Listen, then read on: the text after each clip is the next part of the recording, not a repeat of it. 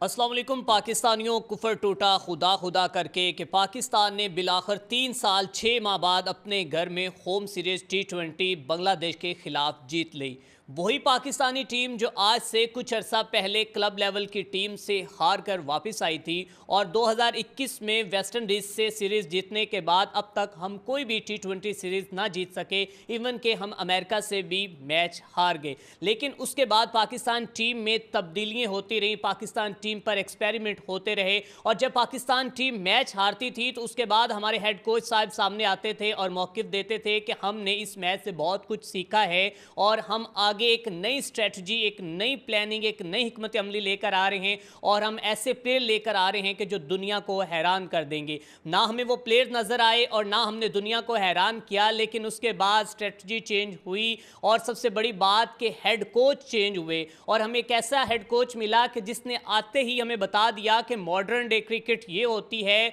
और आजकल की जदीद क्रिकेट के साथ इस तरह के फैसले करने पड़ते हैं। नाज़रीन इकराम, कल पाकिस्तान ने बांग्लादेश को 47 रन से शिकस्त दे दी और बांग्लादेश की टीम जो है वो 19 ओवर में 144 पर पवेलियन लौट गई। यहां पर भी आपको एक इंटरेस्टिंग चीज़ बताएंगे कि बांग्लादेश के अभी 19 ओवर में 9 खिलाड़ी आउट थे और मैच खत्म क्यों हुआ, फिनिश क्यों हुआ, वो भी बताएंगे और साथ ही साथ आपको बताएंगे कि इस मैच के अंदर कहां पर बांग्लादेश ने लूज किया और पाकिस्तान ने कहां पर अच्छी बेहतरीन बैटिंग का मुजाहरा किया और कहां पर अच्छी बॉलिंग का मुजाहरा किया और इस मैच में पाकिस्तान का पॉजिटिव और नेगेटिव पॉइंट क्या थे। सबसे पहले अगर बात की जाए पाकिस्तान की बैटिंग लाइन की, तो पाकिस्तान को हमेशा से ओपनिंग के मसाइल थे, जिसमें हमें पहले बहुत से प्लेयर्स जो थे वो अपनी इसी अना के ऊपर रहे कि मैं अच्छी बैटिंग कर सकता हूं और उनको मिडल ऑर्डर पे जब खिलाना चाहा तो वो भी उन्हें मुनासिब नहीं था। लेकिन अब पाकिस्तान टीम बलाखिर अपने ट्रैक के ऊपर आ गई है और अभी पाकिस्तान टीम को ऐसे हीरे मिले हैं, एक ऐसा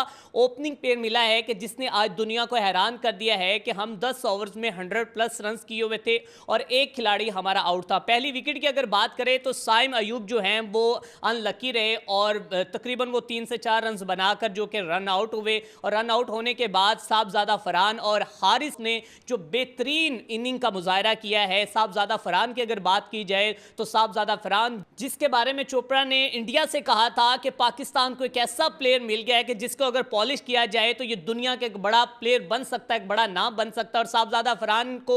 2018 के बाद जब अभी मौका मिला है पाकिस्तान टीम में तो उन्होंने वो दिखा दिया और अपने आप को जो उन्होंने डोमेस्टिक क्रिकेट में रन्स के अंबार लगाए थे, यहाँ पर भी उन्होंने बेहतरीन परफॉर्मेंस का, एग्रेसिव और साथ ही साथ जो इस वक्त मॉडर्न डे क्रिकेट हमें चाहिए, जिस स्ट्राइक रेट के साथ उन्होंने खेला, उन्होंने दुनिया को हैरान कर दिया और बेहतरीन ओपनिंग का मुजाहरा करते हुए। और साथ ही साथ हमारा जो इसमें अगर बात की जाए मिडल ऑर्डर जो है, ओपनर जो है, उन्होंने अच्छा परफॉर्म किया और तकरीबन एक विकेट हमारी गिरी और हमने 77 रन बनाए जनाब पावर प्ले के अंदर, 67 रन बनाए पावर प्ले के अंदर, 67 रन पावर प्ले के अंदर और एक खिलाड़ी आउट। और उसके बाद पाकिस्तान की टीम ने जिस तरह जो कि पूरी एक हिकमत अमली के तहत और एक कम्बिनेशन के तहत कल का एक मैच जीता है। तो अगर बात की जाए हारिस रऊफ की, और वही हारिस रऊफ जिसको पाकिस्तान का एबी डिविलियर भी कहा जाता है, और हाल ही में मोहम्मद हफीज ने कहा है कि अगर आप हारिस रऊफ को मौका देते हैं और हारिस रऊफ को अगर पॉलिश किया जाता है तो आपको दुनिया के बेहतरीन बैट्समैनों से एक अच्छा बैट्समैन जो है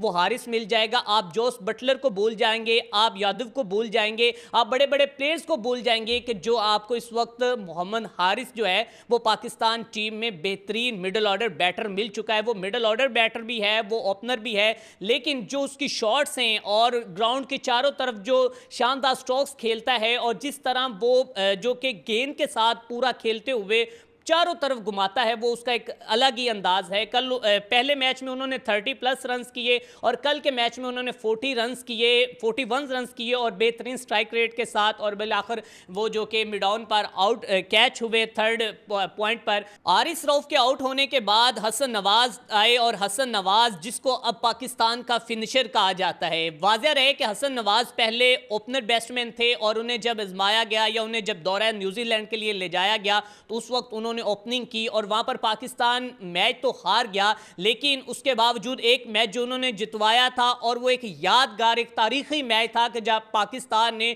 200 प्लस जो टारगेट था वो चेज किया था T20 में, और उसमें तेज तरीन सेंचुरी जो थी वो इसी हसन नवाज की थी। अगर हसन नवाज की अब तक बात की जाए तो उन्होंने 7 मैचेस के अंदर 200 रन बनाए हैं और पाकिस्तान की तारीख का एक पहला बैट्समैन है कि जिसने अब तक 192 के स्ट्राइक रेट से वो अभी भी पाकिस्तान टीम के अंदर खेल रहा है, और ये उसकी क्लास है, ये वो फिनिशर है और ये वो अग्रेसिव क्रिकेट और मॉडर्न क्रिकेट खेल रहा है। अगर आपको हसन नवाज की बात करें, हसन नवाज ने कल 25 बॉल्स पर जनाब 41 रन किए हैं और उसके साथ साथ 26 बॉल पर उन्होंने 51 किए हैं और उन्होंने अपनी पहली इंटरनेशनल 50 भी बनाई है। और उसके साथ साथ अगर उनके स्ट्राइक रेट की बात की जाए तो कल उन्होंने 196 के स्ट्राइक रेट से खेला है, जिसमें उनके 3 छक्के हैं और 2 चौके हैं। और उसके बाद अगर बात की जाए आगा सलमान की, तो आगा सलमान 19 रन बनाकर आउट हो गए और LBW आउट हुए, हसन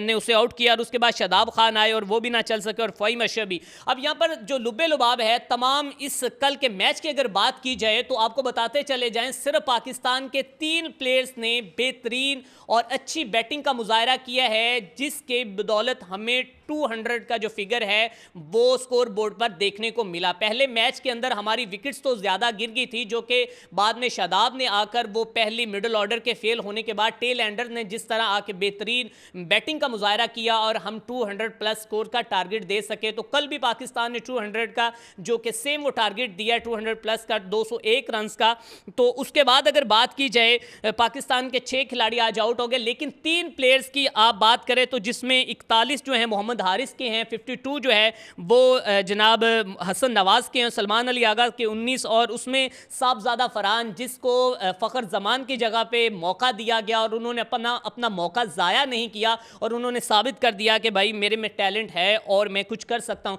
और साथ ही साथ आपको बताते चले जाएं कि इस इनिंग्स में हमको पहले एक वक्त था कि जब हमें पूरे मैच के अंदर जो है वो 2 से 4 6 देखने को मिलते थे, लेकिन कल के हैरानकुन चीज़ ये थी अभी तक 10 ओवर हुए थे और साहबजादा फरहान और मोहम्मद हारिस जिस तरह एग्रेसिव क्रिकेट खेल रहे थे तो उन्होंने 10 ओवर के अंदर तकरीबन 7 चौके और 7 छक्के लगा दिए थे। और जो रन रेट था, विकेट तो हमारी गिरती रही, कल भी हमने 6 खिलाड़ी जो हमारे पवेलियन वापस लौटे, लेकिन उसके बावजूद हमारा जो मुराल था वो डाउन नहीं हुआ और जो हमारा रन रेट था वो नीचे नहीं गिरा। और पाकिस्तान टीम ने साबित कर दिया कि पाकिस्तान टीम जो है एक अच्छे ट्रैक पर चल पड़ी है और न्यूजीलैंड की टीम को मजबूत करने वाले माइक हसन जो है वो पाकिस्तान टीम के इस वक्त हेड कोच हैं और उन्होंने वाज़िया तौर पर बता दिया। और यहाँ पर बहुत से ऐसे लोग भी हैं जो ये सोचते होंगे कि भाई बांग्लादेश टीम से तुम जीत गए हो तो तुमने कौन सा बड़ा ये मार्का मार लिया। तो भाई साहब मैं आपको याद करवाता चला जाऊं कि यही वो बांग्लादेश है कि जिसने आपके घर में घुसकर गुज़िश्ता दिनों मारा था आपको और आपको क्लीन स्वीप करके गए थे बांग्लादेश। आज बांग्लादेश टीम वो बांग्लादेश टीम नहीं रही कि जो आप आज से कोई 5 से 10 साल पहले कहते थे कि बांग्लादेश से तो हम जीत गए तो क्या हुआ। आज बांग्लादेश के जो प्लेयर्स हैं, आज अगर आप लिटन दास की बात करें, अगर आप जॉकर की बात करें, आप उनके बाकी बॉलर्स की बात करें तो इस वक्त उनमें एक बेहतरीन जो कि बैटिंग करने का एक चीज़ें जो बॉलिंग करने का या फील्डिंग करने की चीज़ें हमें देखने को मिलती है। सो पाकिस्तान टीम ने 201 रन का टारगेट दिया। और उसके बाद अगर बात की जाए बांग्लादेश की, तो बांग्लादेश का जो ओपनिंग बैटिंग थी, ओपनिंग में उन्होंने 32 रन किए सिर्फ 2 ओवर्स के अंदर। पहला ओवर जो है इंतहाई महंगा साबित हुआ, उसके बाद हसन अली आए, हसन को भी 10 रन से प्लस पड़ गए, लेकिन उसके बाद जैसे ही तकरीबन उनकी एक खिलाड़ी आउट होता है और 44 रन जो बांग्लादेश कर चुका होता है, लेकिन उसके बावजूद फिर वो जो बांग्लादेश का ओपनर हैं वो तो अच्छा खेल गए, लेकिन मिडल ऑर्डर जो है वो अच्छा ना खेल सका। और उसके बाद टेल एंडर, अगर तंजीम की बात की जाए तो तंजीम ने जनाब कल 2 खिलाड़ियों को आउट किया है और उसके साथ साथ उन्होंने 50 रन किए हैं। ये उनके मैं आपको टेल एंडर की बात कर रहा हूं कि जिन्होंने एक बेहतरीन ऑलराउंडर का किरदार अदा किया है और 31 बॉल्स पर उन्होंने 50 रन किए हैं और उसके साथ साथ उन्होंने 36 रन देकर 2 खिलाड़ियों को आउट किया है 4 ओवर के अंदर। ये तंजीम का आपको बताते चले जाएं। और उसके बाद तंजीद जो कि ओपनर आए थे मेहदी के साथ, और तंजीद ने जनाब 33 रन किए थे सिर्फ 18 बॉल्स पर। और जैसे वो बाएं हाथ से खेल रहे थे और जिस तरह उन्होंने आगाज़ दिया था बांग्लादेश टीम को, एक दफ़ा दफ़ा हमें यही महसूस हो रहा था कि शायद मैच जो है वो हमारे हाथ से निकल चुका है, लेकिन उसके बाद फिर कम बैक किया और अबरार की गुगली चली और अबरार ने जो बेहतरीन जो कि मिस्ट्री स्पिनर ने अपनी बॉलिंग का मुजाहरा किया और 3 खिलाड़ियों को पॉइलन की राह दिखाई और हैट्रिक चांस उनका मिस हुआ। हैट्रिक तो वो ना कर सके, लेकिन बैक टू बैक वो विकेट्स लेते रहे और उन्होंने पाकिस्तान टीम को ये मैच जितवा दिया और बांग्लादेश 144 रन बनाकर पवेलियन वापस लौट गई। और उसमें बांग्लादेश की अगर बात की जाए तो बांग्लादेश के बॉलर्स जो हैं उसमें मेहदी ने जनाब 4 ओवर में 38 रन दिए, काफ़ी महंगे साबित हुए। और शोरफुल जो हैं उसने जनाब 3 ये जनाब इंजर्ड हुए हैं, ये भी आपको आगे जाकर कहानी बताएंगे। उसके बाद शमीम की अगर बात की जाए और हसन की बात की जाए तो उन्होंने जनाब 4 ओवर्स में हसन ने 47 दिए और तंजीम ने जनाब 4 ओवर में 36 रन दिए। राशिद हुसैन ने 4 ओवर में 50 दिए। रिशाद जो हैं ये काफ़ी महंगे साबित हुए हैं, जो कि पिछले दिनों हमें लाहौर कलंदर में भी स्पिन करते हुए नजर आए, लेकिन लाहौर कलंदर में उन्होंने अच्छी बॉलिंग का मुजाहरा किया और उनकी बॉलिंग की बदौलत कई मैचेस जो है वो लाहौर कलंदर जीता, लेकिन वो अपनी जो कि नेशनल टीम के अंदर कल वो एक अच्छी परफॉर्मेंस नहीं कर सके। उन्हें 4 ओवर के अंदर 50 रन्स करे पड़े और तकरीबन 12 की इकॉनमी के साथ उन्हें ये रन्स पड़े। और उसके बाद अगर की जाए बात हमारे बॉलर्स की, तो हमारे बॉलर्स में आपको बताते चले जाएं कि हारिस रऊफ जो है अभी भी काफ़ी हद तक हमें महंगे साबित हो रहे हैं। शहनशाह अफरीदी और हारिस रऊफ की जोड़ी को हमेशा डिस्कस किया जाता है, लेकिन हारिस रऊफ एक दफ़ा फिर जो है वो रन्स